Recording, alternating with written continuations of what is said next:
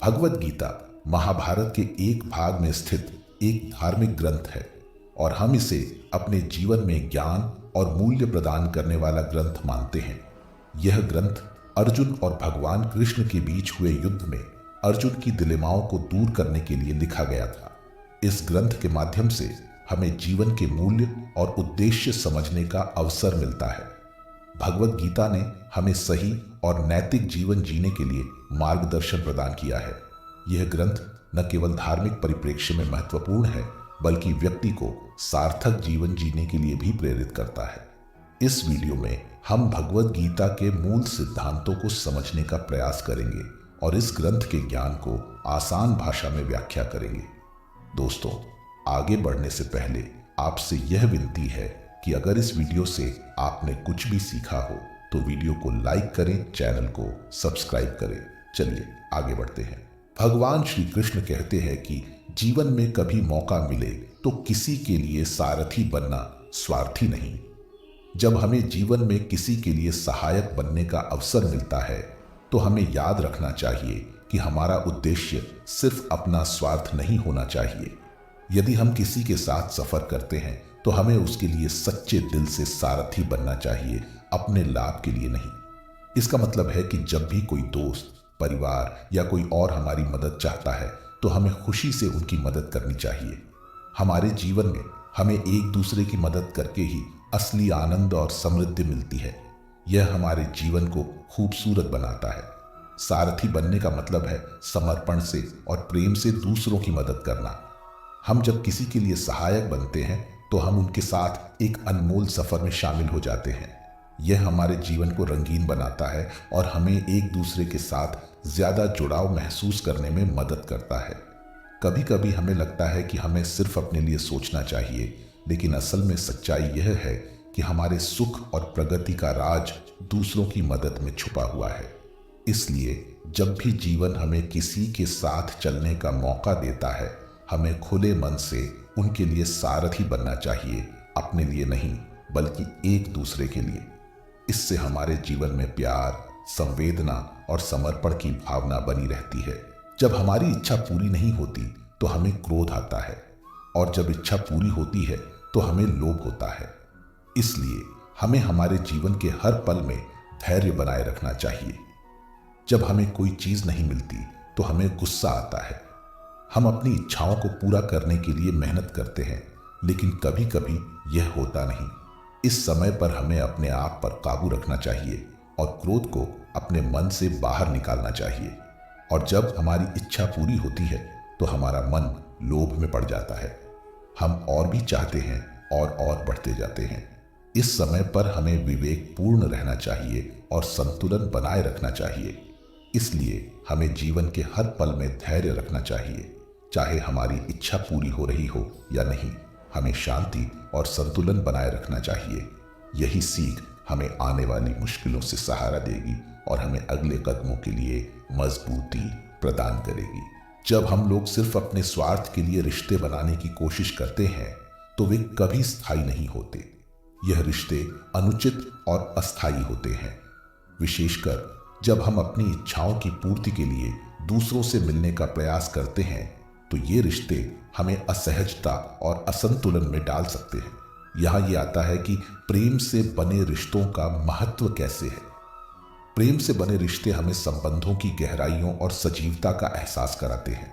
जब हम दूसरों से प्रेम से जुड़ते हैं तो ये रिश्ते समर्पण और समझ के आधार पर बनते हैं। प्रेम से बने रिश्ते हमें अपने आत्मविकासन और दूसरों की भलाइयों का समर्थन करने का अवसर देते हैं। ये रिश्ते हमें खुशियों और कठिनाइयों का सामना मिलता है, लेकिन वे कभी नहीं टूटते क्योंकि वे सच्चे मूल्यों पर आधारित होते हैं। इसलिए हमें स्वार्थ से बाहर निकलकर प्रेम और समर्पण के साथ रिश्ते बनाना चाहिए। ये हमें जीवन को सुखद और अर्थपूर्ण बनाए रखने में मदद करेंगे। जब हम शिक्षा प्राप्त करते हैं तो हमें कई तरह के ज्ञान मिलते हैं, परंतु अगर हम संस्कारों को अपनाते हैं तो यह हमारे जीवन को बनाए रखने में महत्वपूर्ण होता है।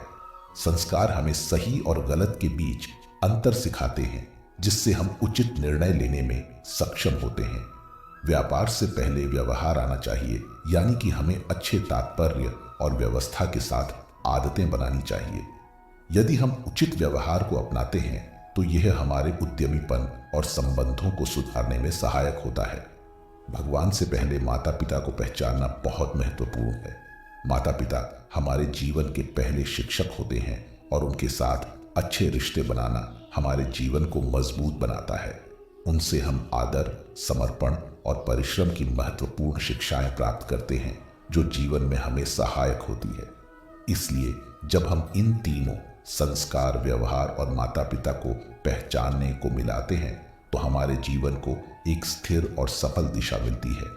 इन मूल्यों का सही अनुसरण करने से हम जीवन की कठिनाइयों को सही तरीके से सामना कर सकते हैं और खुशहाल जीवन जी सकते हैं। भगवान श्री कृष्ण हमें यह सिखाते हैं कि हमें अपने मन को बार बार समझाना चाहिए कि ईश्वर ही हमारे जीवन का एकमात्र सार्थक होता है और उसके सिवा कोई और महत्वपूर्ण नहीं है। हमारा मन कभी कभी अधिक विचलित हो जाता है और हम अपने आत्मविश्वास को खो देते हैं। इस समय भगवान कहते हैं कि हमें स्वयं को याद दिलाना चाहिए कि ईश्वर हमारे साथ है और हमें सहारा प्रदान करेंगे। ईश्वर सभी परिस्थितियों का कारण है और हमें उसी में विश्वास रखना चाहिए। जब हम मान लेते हैं कि हमारा मार्ग सही है और हम ईश्वर के साथ हैं तो हम जीवन की कठिनाइयों को आसानी से सामना कर सकते हैं। इस सिक्के के माध्यम से हम अपने मन को संजीवनी देने का कारण बन सकते हैं और एक प्रेरणादायक आत्मविकासी जीवन जी सकते हैं। इस तरह से श्री कृष्ण की बातों से हमें सच्चे मार्गदर्शन का अनुभव होता है जो हमारे जीवन को सार्थक बनाए रखता है। इस संसार में सब कुछ बदलता रहता है, यही एक नियम है। वह जो कल किसी और का था आज वह तुम्हारा है और कल वह किसी और का होगा। यह नियम हमें यह सिखाता है कि जीवन में परिवर्तन स्वाभाविक है और हमें उसे स्वीकार करना चाहिए। किसी का स्थिति बदलना, उसके अनुभवों और कदमों का हिस्सा होना एक नए दृष्टिकोण और सीख से भरा होता है। जब हम इस नियम को स्वीकार करते हैं तो हम जीवन को और भी रुचिकर बना सकते हैं। हमें चुनौतियों का सामना करने का साहस होता है और हम नए अवसरों को खोजते हैं। इस नियम से हमें यह भी सीखने का अवसर मिलता है कि जीवन में स्थितियां बदलती रहती हैं और हमें उस बदलाव का सही तरीके से सामना करना चाहिए। यह हमें सुस्ती और स्थायिता की जरूरत है। इस नियम के माध्यम से हमें यह बताया जाता है कि हमें स्वीकार करना चाहिए कि जीवन एक अनंत सफर है और हर पल एक नई राह की ओर बढ़ता है। इस अनजान और अनिश्चितता से भरे सफर में हमें खुद को खोजने का और अधिक सीखने का एक सुंदर अवसर प्राप्त होता है। भगवान श्री कृष्ण हमें बताते हैं कि उनके लिए कोई भी व्यक्ति न तो घृणास्पद है और न ही कोई विशेष प्रिय है, न कोई धनी है और निर्धन है। वे कहते हैं कि जो भी मुझे भक्ति भाव से याद करते हैं वह मेरा है और मैं उनका हूं।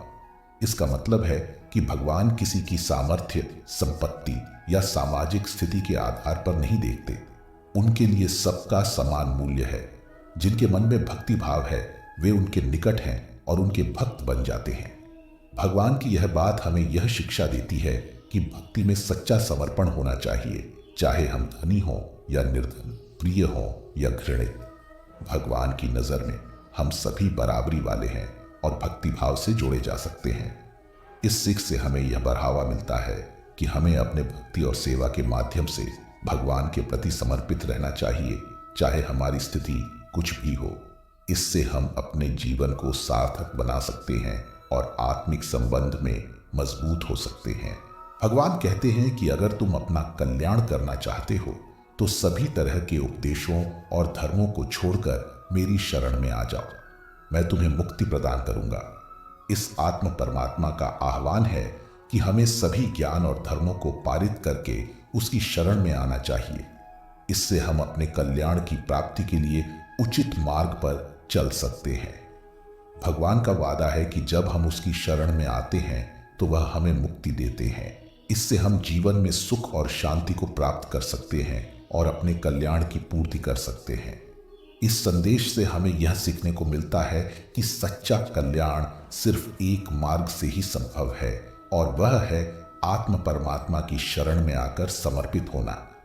यह एक आकर्षक और प्रेरणादायक मार्ग है जो हमें जीवन के सभी पहलुओं में सहारा प्रदान करता है। जब किसी व्यक्ति को किसी बात का पता नहीं होता और फिर भी उसके लिए शोक करता है तो वह अनुचित होता है। उसे यह नहीं पता कि उसका शोक करना व्यर्थ है। बुद्धिमान व्यक्ति जो ज्ञानी होता है उसे पता होता है कि मृत्यु के बाद भी आत्मा अमर है और वह शांति का भागी है, इसलिए उसे जीवित या मृत्यु के लिए शोक करने की आवश्यकता नहीं होती। ये सिखाते हुए कह सकते हैं कि हमें अपने जीवन में ज्ञान प्राप्त करना चाहिए ताकि हम सही समझ से शोक करें और अपने जीवन को सकारात्मक दिशा में बदल सके। इससे हम अपनी भूलों से सीख लेते हैं और शांति और समृद्धि की दिशा में आगे बढ़ सकते हैं। कर्म का फल हमें उसी तरह मिलता है जैसे कोई बछड़ा सैकड़ों गायों के बीच अपनी मां को ढूंढ लेता है। जब हम अच्छे कर्म करते हैं तो उसका परिणाम हमें स्वयं ही मिलता है। जैसे मानसूनी बुआई के बाद फसल हमें अपने आप मिलती है। समय हमेशा चलता रहता है और जिस तरह से रात दिन को बदलता है वैसे ही समय कभी भी नहीं रुकता। अगर आज कुछ बुरा हुआ है तो यह याद रखना चाहिए कि कल नए और अच्छे दिन आने की संभावना है। हमें हमेशा उम्मीद और सकारात्मकता बनाए रखना चाहिए क्योंकि जीवन में उतार चढ़ाव होते रहते हैं। जैसे कि सूरज की तरह हर रात के बाद एक नया सुबह आती है, वैसे ही हर मुश्किल के बाद एक नया समय आता है। इसलिए हमें हार नहीं माननी चाहिए और अपने लक्ष्य की दिशा में आगे बढ़ना चाहिए। जिस तरह से समय बदलता रहता है वैसे ही हमें भी अपने दृष्टिकोण को बदलना चाहिए और नए और सकारात्मक मार्ग पर चलना चाहिए। व्यक्ति की त्वचा का रंग जैसा भी हो, उसकी परछाई हमेशा काली होती है। यह बताता है कि अपनी सच्ची पहचान और योगदान को चाहे जैसा भी हो, हमेशा उज्जवल और प्रभावी रहता है। मैं श्रेष्ठ हूं, यह आत्मविश्वास को दिखाता है, लेकिन सिर्फ मैं ही श्रेष्ठ हूं, यह अहंकार हो सकता है। अहंकार यह विचारना है कि दूसरों से ऊपर है, जबकि आत्मविश्वास आत्मा के साथ संतुलन में रहता है और अच्छा कार्य करने की प्रेरणा देता है। जब आप किसी से गलती क्षमा करते हैं तो यह एक अच्छा कदम है क्योंकि प्रेम और समझदारी भर जाती है। लेकिन ध्यान रखें, दोबारा उसी व्यक्ति पर पूरा भरोसा न करें क्योंकि यह आपको बेवकूफ बना सकता है। हमेशा समझदारी से अपने फैसलों को सुधारना महत्वपूर्ण है। अपनी गलतियों से सीखकर बेहतर व्यक्ति बनने का प्रयास करें। सही और गलत में विभाजन करके अच्छाई और समझदारी से भरा हुआ जीवन बिताएं। अपने आसपास के लोगों से मेल जोल बनाएं, सहयोग करें और एक दूसरे को समझें। इस प्रकार आप अपने जीवन को सुधारकर प्रेम और समझदारी से भरा बनाएं, लेकिन हमेशा सावधान रहें ताकि आप बेवकूफ़ी में न पड़े। यह आपको एक आकर्षक और प्रगतिशील व्यक्ति बनाएगा। भगवान श्री कृष्ण बताते हैं कि मैं ही इस सृष्टि का सृष्टि करता हूँ, मैं ही इसका पालन पोषण करता हूँ और मैं ही इसे नाश करता हूँ। वे समझाते हैं कि समस्त जीवनों की उत्पत्ति और संरचना मुझसे होती है और मैं संपूर्ण ब्रह्मांड का पालन पोषण करता हूँ। उनकी अद्भुतता और ऊर्जा से सजीवता को देखकर ही हम इस अद्वितीयता को समझ सकते हैं।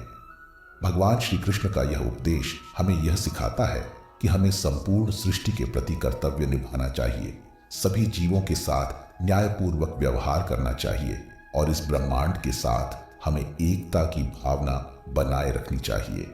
इस प्रकार श्री कृष्ण के उपदेश से हमें यह समझने को मिलता है कि सृष्टि का सृष्टिकर्ता, पालक और विनाशकर्ता केवल एक ही है, जिससे हमें सभी जीवों के प्रति समर्पण और सहानुभूति की भावना बनी रखनी चाहिए।